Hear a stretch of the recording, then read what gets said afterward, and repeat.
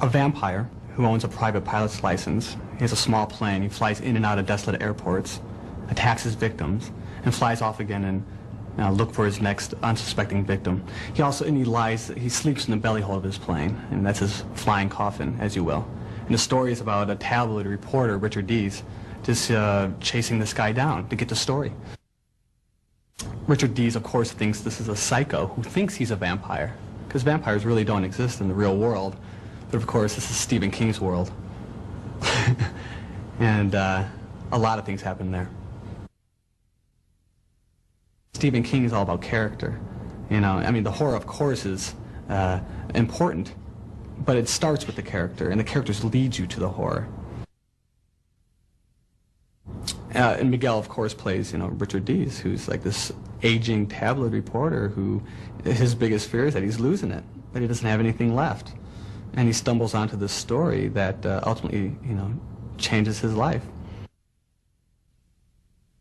I actually spoke to Stephen King. He called me up and said, there's a script and I'd like for you to read it, and an adaptation of a short story of mine, and I did, and went and did the movie. Richard Dees is a reporter for a tabloid newspaper, very much like the National Enquirer or the Globe or the Star, and his line of specialty, his forte is reporting on the most gruesome murders, dismemberments, you know, babies born with two heads. The more gory and awful, the more he likes it, and that's sort of his beat. Julie Entwisle, I believe she was 21 or 22 when we made the picture. And I think this is her first feature, and she was absolutely wonderful. She had such a quality of innocence that was really required for the part. Mark Pavia, first-time director, was probably the most prepared director I think I've ever worked with. He knew every shot in the movie, and it was almost pre-cut before he exposed a foot of film.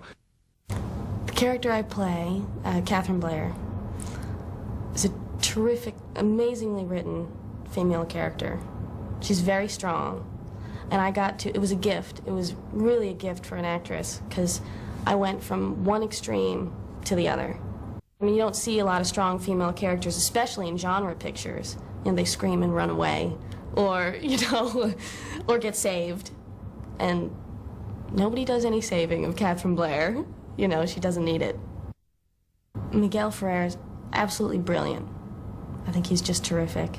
And I told him this once before, and I'll be telling him this till the day I die.